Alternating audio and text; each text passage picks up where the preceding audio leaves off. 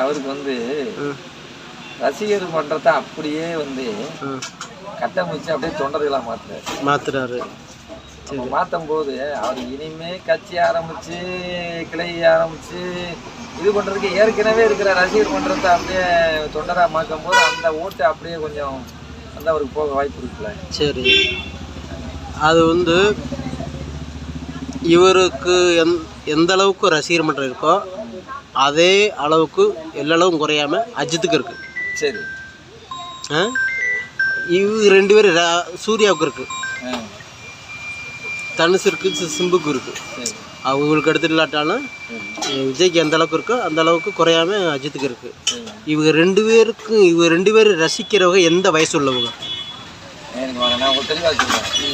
இப்போ அஜித்துக்கு இருக்க ரசிகர் மன்றம் அதிகமாக இருக்கிறப்ப அவர் இந்த இதுக்கு வரல, அதை கரெக்டாக பயன்படுத்துறாருன்னு நினைக்கிறேன். தன்னுடைய ரசிகர் மன்றத்தை அவருக்கு இவரை விட நல்ல ஒரு இதில் இருக்கும்போது அவர் வரல, யார் அஜித் வரல. இவர் அதை கரெக்டாக பயன்படுத்துறாரு. ஆனால் நீங்கள் சொல்கிற மாதிரி கிட்ஸில் இருந்து பெரியவங்க வரைக்கும் இவருக்கு முழுசாக இருக்கான்னு சொல்ல முடியாது. அது ஒரு 5% இருக்கும் அவருக்கு. அது ஒரு செயல்பாடை பொறுத்து மாறதுக்கு வாய்ப்பு இருக்கு என்னன்னு நினைக்கிறேன். மற்றபடி இவர் இன்னும் ஒன்று அவர் ஒன்றும் மக்களுக்கு நலத்திட்டங்கள் ஒன்றும் செய்யலை. தானே உள்ள வந்திருக்கிறாரு, செய்யறத பொறுத்து கூடும். இனி இருக்கிறது வந்து ஒரே 1 வருஷம் தான் இருக்கு. அப்போ இந்த 1 வருஷத்துக்குள்ள ஆட்சியை பிடிக்க முடியாது. பெருசா அவர் பங்களிப்பு இருக்கிறதுக்கு வாய்ப்பு இல்லை. என்ன ஓட்டை பிரிக்கிறது கூட அவ்வளவா ஓட்டை பிரிக்கிறது கொஞ்சம் தாக்கம் இருக்குன்னு அவ்வளோதான். புதுசாக வந்திருக்காரு தாக்கம் இருக்குது. இப்போ ரஜினி இருக்கும்போது அதை அவர் செய்ய மறந்துட்டாப்பா. அவருக்கு இதை விட ரசிகர் போட்ட வந்துச்சு. இப்போ அவருடைய ரசிகர்லாம் நெருக்கி சுகர் பேஷண்டாக தான் இருக்காங்க. ஏன்னா அவர் இருக்கிறப்ப அதனால இப்போ வந்து இவரு கரெக்டா அதை பயன்படுத்துறாரு. இப்போ 50 வயசா 40 வயசு இருக்கும், 50 ஆச்சு, 50 வயசுனா அதை பயன்படுத்த நினைக்கிறாரு. இந்த விஜய் ரசிகர்கள் ஃபுல்லாமே தனிப்பட்டு எங்கிருந்து வந்தவங்க இல்லை. அந்த விஜய் ரசிகர்கள் எல்லாமே ஏதாவது ஒரு திராவிட கட்சிகளில் அப்பா அவருடைய மயங்களாக டீப்பா. இந்த விஜய் ரசிகர்கள் அத்தனை பேருமே விஜய்க்கு வர மாட்டாங்க. அந்த அவங்க அப்போ ரிலேஷன்ஷிப்பு இல்லை உள்ளவங்களுடைய பின்தொடர்பு என்ன இது. அப்போ அதெல்லாம் நம்ம பார்க்கணும். அப்போ இவருக்கு எந்த அளவுக்கு ஆதரவு வரும் அப்படின்னு. இப்போ எப்படி நீங்கள் சொல்கிறது கரெக்ட் தான். இப்போ அப்பா வந்து திமுகவில் இருக்கலாம் அல்லது ஏடிஎம்கேல இருக்கிறாங்க. இப்போ அதே மாதிரி தானே இப்போ ஒரு எந்த கட்சி ஆரம்பித்தாலும் அந்த குடும்பத்தில் எல்லாருமே திமுகவிலையும் ஏடிஎம்கேலையும் இருக்கிறது இல்லை. இல்லை பிஜேபியில் இருக்கலாம். அதான் ஏதாவது ஒன்று. எங்கள் அப்பா திமுக, நான் பிஜேபிக்கு ஓட்டு போடுறேன். எனக்கு தெரிஞ்சவங்க எல்லாம் பிஜேபி போடுறாங்க, ஏடிஎம்கேக்கு போடுறாங்க. அந்த மாதிரி ஒவ்வொருத்தரும் ஒவ்வொரு இதுக்கு இருக்காங்க இல்லையா. அது மாதிரி இப்போ குடும்பத்தில் ஒரு விஜய் ஒரு பையன் இருக்கிறதுனால அந்த குடும்பம் வரும்போது ஃபுல்லாக ஓட்டு போட்டு சொல்ல முடியாது. நம்ம என்ன நினைக்கிறோம்னா அவருக்கு அந்த லெவல் மட்டத்தில் இருக்கிற ரசிகர் பட்டாளத்தை அப்படியே பயன்படுத்தினாருன்னா நல்லா இருக்கு. அவர் செயல்பட பொறுத்து தான் இருக்கு. அவர் செயல்படுறதை பொறுத்து ப்ளஸ் ஆஃப் மைனஸ் இருக்கு. சிவாஜி கணேசனுக்கு வராத கூட்டம் இவருக்கு ஒன்றும் வரல இல்லையா. அவருக்கு ரசிகர் மன்றம் 55 இன்ச்சு, அவர் அதை பயன்படுத்தலை. இப்போ வந்து நிறையா இன்டர்நெட் இருக்கு, இந்த இது இருக்கு, ஃபேஸ்புக்கு அது இதுன்னு இருக்குல்ல. இவர் செயல்படுறதை பொறுத்து வாய்ப்புகள் இருக்கு. நலத்திட்டங்களை செய்யணும். இப்போ தானே வந்திருக்காப்புல, எதுக்காண்டி வந்தாருன்னு தெரியல. நான் புதுசாக தானே வர்றாரு. அதுக்காண்டி இவர் என்ன காரணத்தினால வந்திருக்கிறாருன்னு இனிமேல் தான் தெரியும். இப்போவே பேசுகிறாங்க ஏடிஎம்கேக்கு சாதகமாக பேசுகிறாங்களா, இங்கே தான் சேருவாங்க அப்படிங்கிறாங்க. இப்போ அப்போ பேச்சு விஜய்க்கு 80 சீட்டு, ஏடிஎம்கேக்கு 150 அப்படின்னு டோட்டல் வந்து 234. அப்போ மற்ற கட்சி இல்லையா அப்படின்ற மாதிரி தான் பேசுவோம். இவங்க விஜயை மட்டுமே ஏடிஎம்கே சேர்த்துக்கிறாரு. கூடுதலாக வந்து பாமக பேச்சுவார்த்தை நடத்திக்கிறார், திருமாவளவன்ட்டையும் பேச்சுவார்த்தை நடத்துகிறதா சொல்கிறாங்க. அப்போ அப்படிலாம் இருக்கும் பொழுது விஜய்க்கு எப்படி 80 சீட்டு கொடுப்பாங்க? அப்புறம் விஜயோட கனவு என்னாச்சு? மாற்றுன்னு வந்தார். மாற்றுன்னு வந்த அடுத்த கணமே வந்து கூட்டணியில் போகிற மாதிரி ஒரு பேச்சு ஓடிக்கிருக்கு. அப்போ இவருடைய அந்த கனவுங்கிறதோ இல்லை மற்றவர்களுடைய மாற்று தருவார் என்று நம்பினருடைய எண்ணத்துக்கு இவர் எதிர்ப்புறமான செயலாளர் அமையும். இவர் ஏடிஎம்கேட கூட்டணி அமைச்சா. ஏடிஎம்கே மக்கள் தான் முழுசாக ஏற்றுக்கல.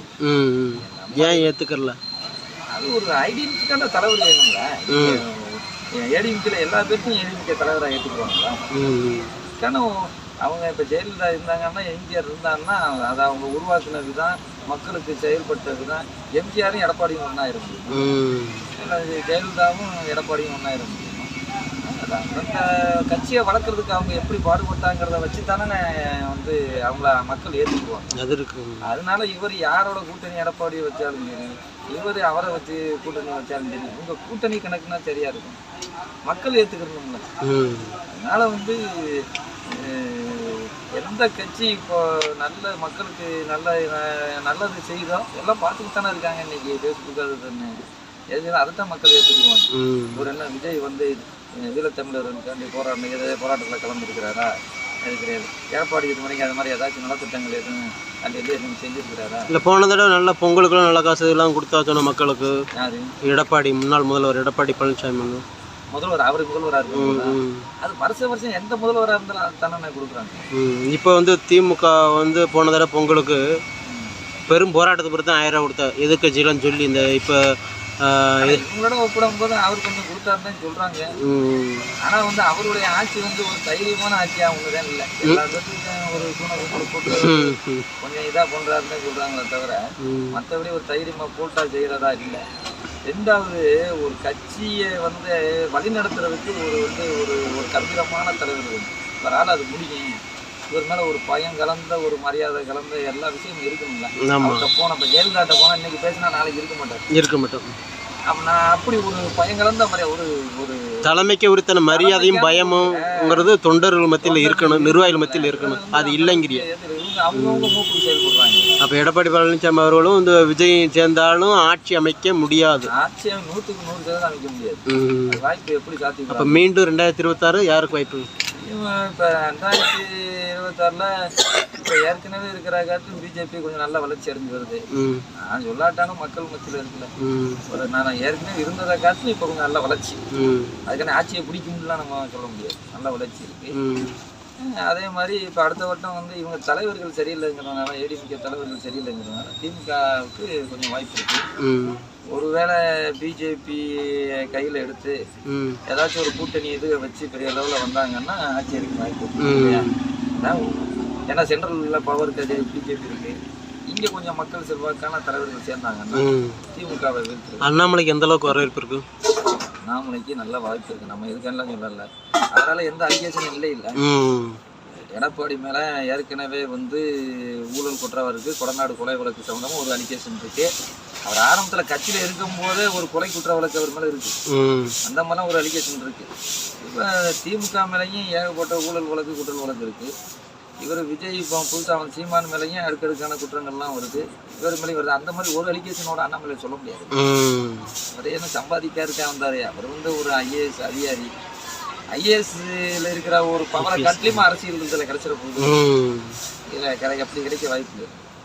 நம்ம அதுக்கு சப்போர்ட் பண்ணாட்டாலும் அவர் வந்து ஒரு நேர்மையான அரசியல்வாதி தான். அதான் உண்மை.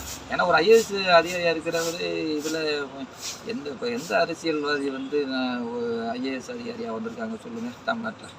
ஒரு அரசியல்வாதி இல்லை. காங்கிரஸ்லாம் சேர்ந்துருக்காரு. திருவள்ளூரில் போட்டிட்ட வெட்டி விட்ட எம்பிலாம் ஐஏஎஸ்.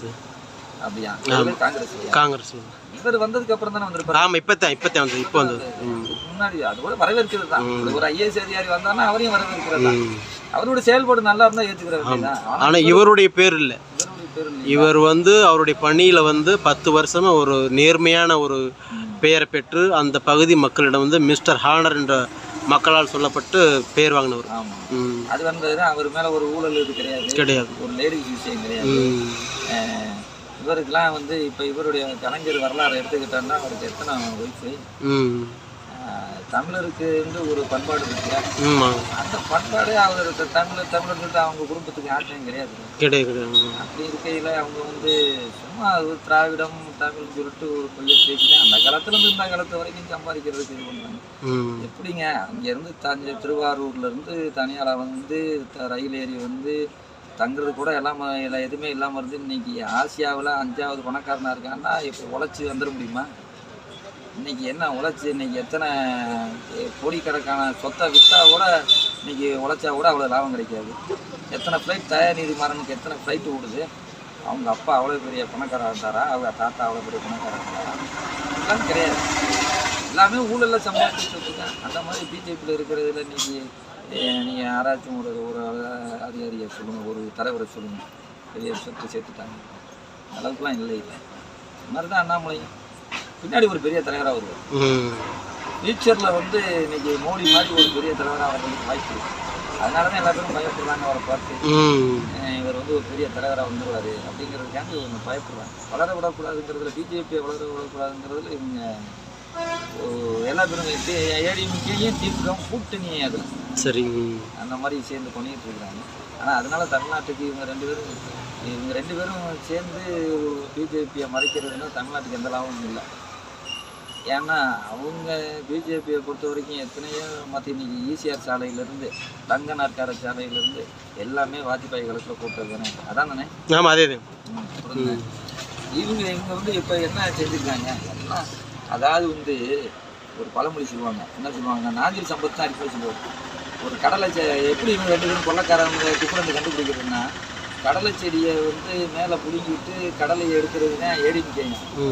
திமுக வந்து கடலை செடியை அப்படியே இருக்குமா, கடலையை மட்டும் பிடிங்குவாங்களாம். அவங்க நவீன கொள்ளக்காரங்களா அந்த மாதிரி ரெண்டு பேருமே ஆபத்தில் கொள்ளக்காரங்க, ரெண்டு பேருக்கு கிடைச்சால் கிடையாது. ரைட். நேரத்தை ஒதுக்கிது விசாகம் சக்தி யூடியூப்புக்கு பேட்டியளித்த மிஸ்டர் சத்யகாந்த் அவர்களுக்கு நன்றி. மீண்டும் சந்திப்போம்.